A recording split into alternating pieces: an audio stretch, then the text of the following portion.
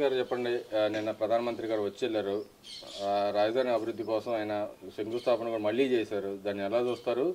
ఇప్పటికైనా మీకు నమ్మకం కుదిరిందా రాజధాని రైతులుగా? జై అమరావతి, జై ఆంధ్రప్రదేశ్. నిన్న ప్రధానమంత్రి గారు వచ్చారని చాలా సంతోషం అనిపించింది. ఆయన రాకే మాకు పునఃప్రారంభం అంటేనే సంతోషం అనిపించింది. 2015లో శంకుస్థాపన చేశారు. మరి అప్పట్లో ఢిల్లీ తలదన్నే రాజధాని మీకు తీసుకొస్తా అన్నారు. నీళ్లు మట్టి ఇచ్చినా ఆయన అప్పుడు బాగానే చేశారు. ఢిల్లీ అట్లా తలదన్నే రాజధాని మీకు అన్ని విధాలు సహకరిస్తా అని చెప్పేసి మరి గవర్నమెంట్ మారింది. తర్వాత అసలు విధ్వంసం అయిపోయింది అమరావతి అనేది. మళ్ళీ ఇప్పుడు రావటం గ్రేట్ ఏంటంటేనండి, మధ్యలో ఎన్నోసార్లు జగన్మోహన్ రెడ్డి చెప్పాడు మాకు, మేము విశాఖపట్నంలో శంకుస్థాపన చేస్తున్నాం మళ్ళీ రాజధాని కోసం, అక్కడ తీసుకొస్తున్నాం ప్రధాని మోడీని చాలాసార్లు మీడియా ముఖంగా చెప్పారండి వాళ్ళ మంత్రులు కానీ వాళ్ళు కానీ. ఆ ప్రభుత్వం జగన్మోహన్ రెడ్డి గారి ప్రభుత్వంలో ఉన్నప్పుడు వాళ్ళ మంత్రులకు బొత్స సత్యనారాయణ కానీ ఇట్లాంటి వాళ్ళు చెప్పినప్పుడు అందరు భయపడి నిజంగానే రాజధాని అటు వెళ్ళిపోద్దేమో, మనం ఇక్కడ ఇన్ని పొలాలు ఇచ్చాం, పరిపాలనా రాజధాని లేకపోతే ఎందుకు ఇచ్చాం మనం అని చెప్పేసి 280 మంది రైతులు చనిపోయారు ఈ టెన్షన్లతో. ఇలాంటి మాటలు చెప్పే మాకు. కానీ ఇవాళ ప్రజెంట్ ప్రధానమంత్రి గారు వచ్చారు. అందులో కూటమి ప్రభుత్వం ఇవాళ కీలకంగా ఉంది కేంద్రంలో కూడా. కాబట్టి ఇవాళ ఆయన చెప్పిన హామీలు కానీ ఏదైనా సహకరిస్తా, మీ భుజాన్ని నా భుజం తోడు చేస్తా, వికసిత భారత్ ఎట్లాగో వికసిత ఆంధ్రప్రదేశ్ లాగా మీ స్వర్ణ ఆంధ్రప్రదేశ్ని చేస్తాను, ఆంధ్రప్రదేశ్కి అయితే మంచి బలాన్ని ఇస్తానని చెప్పి నిన్న ఆయన చెప్పిన మాటలు అయితే మాకు అందరే ధైర్యాన్ని ఇచ్చినాయండి.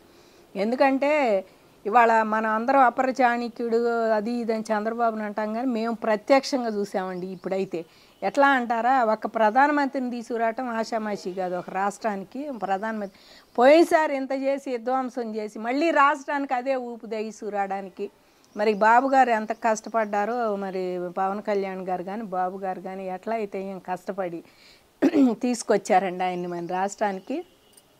తీసుకొచ్చి నిన్న చక్కగా ఆయన చేతే చెప్పించారు, మళ్ళీ ఆంధ్రప్రదేశ్ని ఉరుకులు పెట్టేస్తాము, పనులు అవి జరుగుతాయి అని చెప్పి నిన్న మరి 90,000 కోట్ల పనులకు కూడా శంకుస్థాపన చేశారు. అది కూడా మాకు సంతోషం అనిపించింది.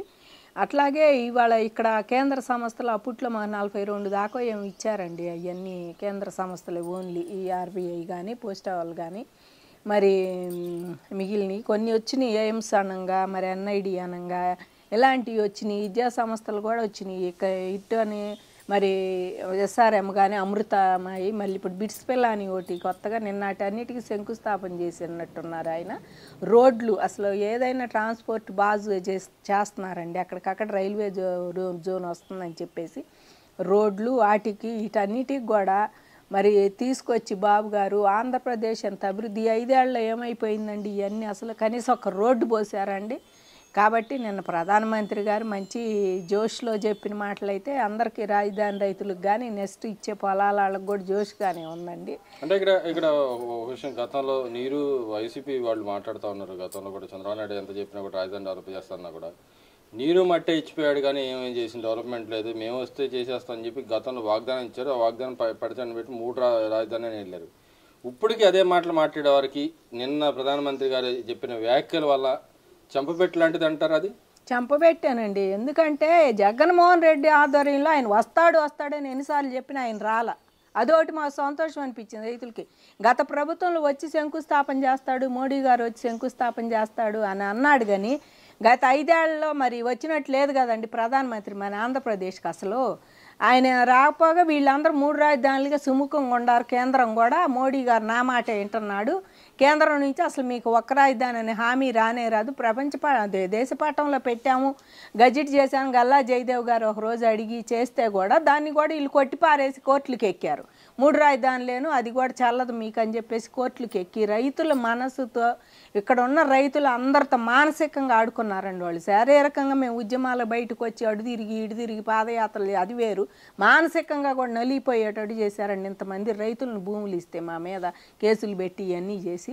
కాబట్టి వాళ్ళ ఒకటేనండి, ఆయనకి దమ్ముంటే నిజంగా మోడీని అడ్డుకుంటే నేను రాకుండా చెయ్యాడండి. అడ్డుకోవాలి కదా మీరు. రాబాకండి, కళ్ళు మూసి కళ్ళు తెరిస్తే నేనే వస్తా, మళ్ళీ 5 ఏళ్ళు 30 ఏళ్ళు నేనే ఉంటా, మళ్ళీ జరిగేది ఇదే.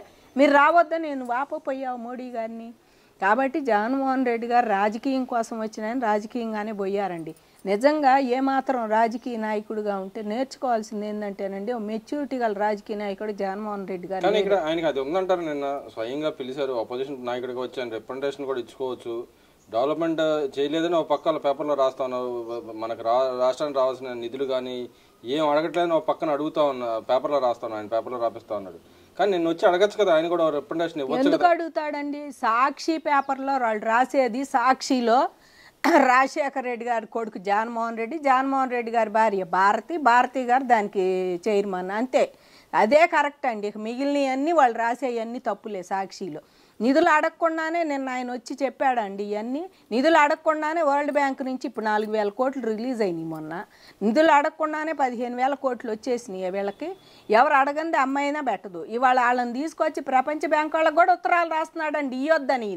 ఈ అడగట్లేదు కాదు, ఇవ్వద్దని నువ్వు ఉత్తరాలు రాస్తున్నావు అని చెప్పి వాళ్ళు చెప్తున్నారు కూడా. మీరే రాస్తున్నారు, లెటర్లో రాస్తున్నారు మాకు అని చెప్పి వాళ్ళు మళ్ళీ ఓళ్ళ మీద తిరిగి డోక్రా మహిళలు ఏంటి, భూములు ఇచ్చిన మహిళలు ఏంటి, ఇవ్వనాళ్ళతో కూడా వాళ్ళు చర్చలు జరిపి వాళ్ళ రిలీజ్ చేశారండి 15,000 కోట్లు. వాళ్ళు ఏం ఆషామాషికి ఇవ్వాలా మాకు 15,000 కోట్లు. ఇక్కడ అసలు వాళ్ళు 50 రోజులు తిరిగారండి. ఇక్కడ ఎవరితోనే మీటింగ్, సిఆర్డీఏలతో కానీ మహిళలతో కానీ ఇక్కడ రైతులతో కానీ అందరితో పెట్టారు మీటింగులు. పెట్టే ఇక్కడ అంతా బాగానే ఉంది అని చెప్పేసి వాళ్ళు అడిగినవి అంతా ఇచ్చారు. వాళ్ళు ఏ అయితే ఇది ఉండాలి, మేము నిధులు ఇవ్వాలంటే ఇవి ఉండాలి, ఈ కండిషన్స్ ఉండాలని చెప్పారో అదే కండిషన్లో మాకు వాళ్ళ భూ సమీకరణ ఇచ్చిన దాంట్లో పేపర్లో బాబు గారు ఎప్పుడో పెట్టారండి. అవన్నీ కూడా మా భూ సమీకరణ ఇచ్చేటప్పుడు మాకు ఇచ్చారు పేపర్లన్నీ. ఆ పేపర్లో ఎప్పుడో ఉండే ఆ కండిషన్స్. కాబట్టి వాళ్ళకి నిధులు ఈయన అడగటం లేదు, అసలు ఏమీ రావు, ఆడేం జరగట్లేదు పనులని మీరు ఎంత రాసుకున్నా. ఇవాళ మీరు రోడ్లు ఎక్కడ చూసినా రోడ్లు చూడండి ఎట్లా పోతున్నాయో, పరిగెత్తుతున్నాయి రోడ్లు అయితే. అసలు ఇవాళ ఒక గుంట లేదు, ఒక మెరుగు ఎక్కడని కాదు ఎక్కడైనా వేస్తున్నారు. అసలు ట్రాన్స్పోర్ట్ ముఖ్యం అని చెప్పేసి బాబు గారు ఎక్కడికక్కడ రోడ్లే ముఖ్యంగా ఆయన ఇప్పుడు అసలు రోడ్ల మీదే దృష్టి పెట్టారండి. ఎక్కడికక్కడ రోడ్లు ఉంటేనే మనం తొందరగా వెళ్ళి పనులు చేసుకొని మళ్ళీ తొందరగా వస్తాము. ఎవరికైనా రోడ్డు కనెక్టివిటీ బాగుండాలని చెప్తారు. అట్లాగే ఆయన రోడ్లు కూడా ఇప్పుడు బాగా వేస్తున్నారు. జగన్మోహన్ రెడ్డి గారు నిజంగా నేను రావాల్సిందంటే నేను చెప్తాండి, ఒక మెచ్యూరిటీ లేని రాజకీయ నాయకుడు ఎలా ఉంటాడంటే, ఇప్పుడు ఆయన ఫస్ట్ శంకుస్థాపనకే 2015లో ఆయన పిలిస్తేనే గౌరవంగా రాపోయాడు. రాకపోగా ఇంకా పైపెచ్చు అమరావతి ఇక్కడే ఉంటుంది అని కొన్నాళ్ళు మమ్మల్ని నమ్మి ఇచ్చి అప్పుడు రానప్పుడే అందరికీ అర్థం అవ్వాలి ఆయనకి ఇష్టం లేదు అసలు శంకుస్థాపనని. ఎందుకంటే 30,000 ఎకరాలు అసలు మేము అడిగి అడక్క తలికి ఇచ్చాము, 1 నెల 2 నెలల్లోనే పూర్తయింది ప్రాసెస్ అని ఆయనకి కోపం అండి. ఇంకని ఇప్పుడు వచ్చాక వీళ్ళందరిని ఒక ఆట ఆడిద్దాం, ఎందుకు ఇచ్చి వచ్చారు వీళ్ళు పొలాలని మమ్మల్ని అందరిని ఆడిచ్చాడు ఒక 5 ఏళ్ళ పాటు. అసలు తను కూర్చుని మళ్ళీ కుర్చీ దిగేదాకా ఆడిచ్చాడు. ఆయన వచ్చాక 6 నెలల నుంచి స్టార్ట్ చేశాడు, మళ్ళీ కుర్చీ దిగేదాకా మమ్మల్ని ఎదురు కూర్చోబెట్టుకున్నాడు. అలాంటి జగన్మోహన్ రెడ్డి గారు నిన్న మాత్రం ఎందుకు ప్రతిపక్ష హోదా కావాలనుకున్నాడు? రావాలి గండి, ఆయనకు ఆహ్వానం ఉందగా. ఉన్నప్పుడు నీ ప్రతిపక్ష హోదా కావాలని నువ్వు కోర్టుకు ఎక్కినాడు. నిన్న ఎందుకు అడగలా వచ్చి? నిన్న వచ్చి నువ్వు 40% ఓటర్లకి మోడీ గారు ఇచ్చే సందేశం ఏదో, లేకపోతే ఏమండి ఇట్లా అన్యాయం జరిగిపోతుంది ప్రజలకి ఇట్లా చేస్తున్నారని చెప్పి రిప్రజెంటేషన్ ఇవ్వపోయారు వచ్చి మోడీ గారికి. నువ్వేది ప్రతిపక్ష హోదా ఏది? ప్రతిపక్ష నాయకుడిగా అక్కడ ఏది కూర్చున్నావు? నువ్వు వచ్చి కూర్చున్నావా? అదే స్థానంలో ఇంకో రాజకీయ నాయకుడు ఉంటే, మెచ్యూరిటీ గల రాజకీయ నాయకుడు గెలుపు ఓటముల తర్వాత తీసుకోవాలండి, ఈజీగా స్పోర్టివ్గా తీసుకోవాలి. వచ్చి ఏ నాయకుడైనా మొదలుపెట్టిన దాన్ని నీ హయాంలో పూర్తి చేస్తే నీ పేరు వచ్చింది. ఆయన హయాంలో పూర్తి చేసిన ఫ్లైఓవర్లన్నీ నీ పేరు వచ్చింది. జగన్ గారు రిలీజ్ చేశారు దాటిని అన్నారు, మీరు దాటిని వదిలిన రోజు ఫ్లైఓవర్లు మీరు ఓపెన్ చేసిన రోజు జగన్ గారు చేశారు అన్నారు. అలాగే అయ్యి అసలు మీరు కాదు, అది ఎంపీ గారు తెచ్చుకున్నారు విజయవాడ నుంచి. అప్పుడు చంద్రబాబు గారు ఆధ్వర్యం జరిగిన ఫ్లైఓవర్లు కూడా మీరు ఓపెన్ చేశారు అవి లాస్ట్ ఫినిషింగ్ చేసి. అట్లాగే మీరు ఇవాళ ఫినిషింగ్ చేసి మీ పేర్లు పెట్టుకొని మీరు ఓపెన్ చేసుకోపోయారా? అదేమీ లేకుండా ప్రతిపక్ష హోదా కావాలని కోర్టుకు ఎక్కినాడు. ఈ బాబు గారిని తిట్టుతున్నావు, ముఖ్యమంత్రిని స్పీకర్ని తిడుతున్నావు, నాకు ఇవ్వటం లేదని. ప్రజలే ఇవ్వాల, నీకు ఇంకాళ్ళు ఏమి ఇస్తారు? అంటే ఇక్కడ పదే చెబుతున్నాడు ఆయన. నిన్న ఆయన సొంత నాయకులతో కూడా మాట్లాడేటప్పుడు లా అండ్ ఆర్డర్ లేదు, కక్ష రాజకీయాలు నడుస్తూ ఉన్నాయి, ఇక్కడ మమ్మల్ని దాష్టికాలు చేస్తున్నారు మా మీద అని చెప్పి అంటా ఉన్నాడు. పదే ఆ మాట చెబుతున్నాడు. నిజంగా లా అండ్ ఆర్డర్ లేదంటారా? ఒక పక్క దాష్టికాలు జరుగుతున్నాయి అంటారా? ఇంకో పక్క అంటున్నాడు బలవంతంగా పార్టీ మార్చుకొని, వాళ్ళకి బలం లేకపోయినా కూడా నాయకులు బలవంతంగా మార్చుకొని వాళ్ళు పోతున్నారు, మీరు పోరాడండి అని చెప్పి అంటున్నాడు కదా. మరి ఆయన ఎందుకు పోరాడలేదు అంటాడు? ఆయన ఎందుకు జనాల్లో కలవట్లేదు అంటారు? ఎవరు పోరాడతారండి బలవంతంగా? వల్ల నేను వంశీ నీతో పోరాడా, మద్దాలగిరి నీతో పోరాడారా, ఇంకా అదర్స్ అటుపక్క మైన్స్ వాళ్ళు ఒంగోలు వాళ్ళు ఉన్నారండి, కర్ణం బలరాం గారు కానీ సిద్ధార్థ రాఘవయ్య ఇలాంటి వాళ్ళు ఎందుకు పోరాడలే నీతో? పోరాడకుండా వాళ్ళు పార్టీలోకి వచ్చేసారు కదా. అట్లా వాళ్ళు ఎట్లా వచ్చారు పార్టీలోకి?